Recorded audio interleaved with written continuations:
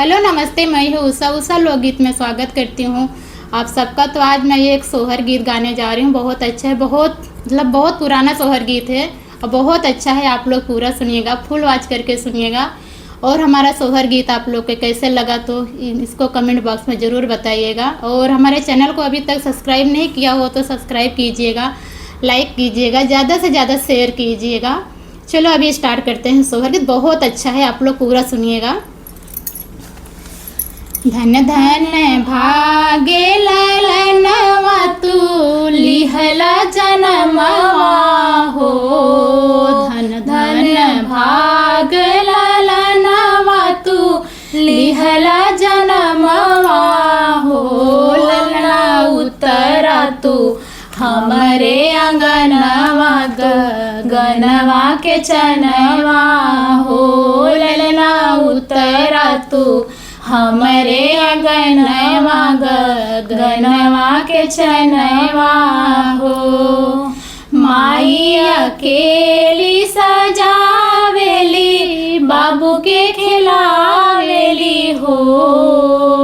माई अकेली सजावेली बाबू के खिलावेली हो।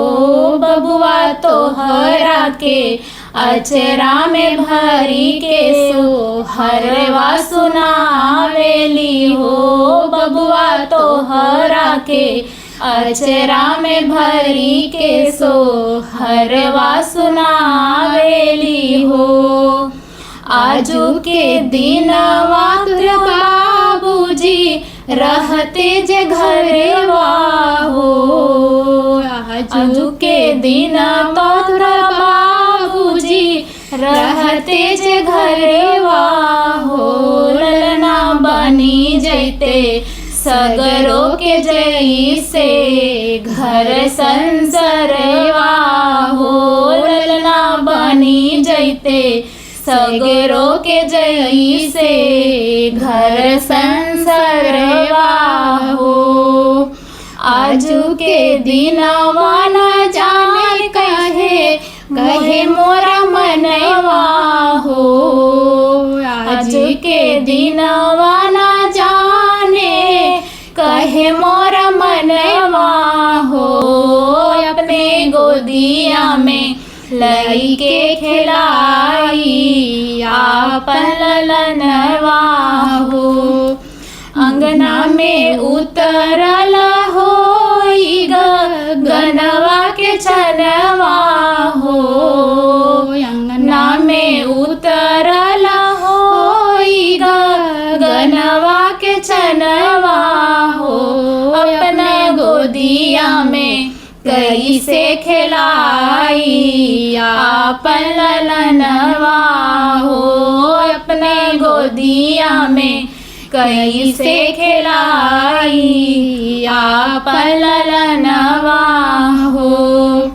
माई आशीष देली तोहरा के आजू के दिनवा हो। माई आशीष देली तोहरा के आजू के दिनवा हो। ललना बड़ होई के करी हाथ जागर कुल के न मना हो। ललना बड़ होई के करी हाउ जागर कुल के न मना हो।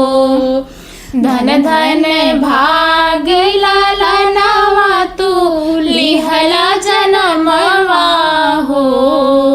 धन धन भाग ललनवा तू लिहला जनमवा हो। ललना उतरा तू हमरे अंगनवा गनवा के चनवा हो। ललना उतरा तू हमरे अंगनवा गनवा के चनवा हो। ये सोहर गीत हमारा आप लोग को कैसे लगा कमेंट बॉक्स में ज़रूर बताना। धन्यवाद।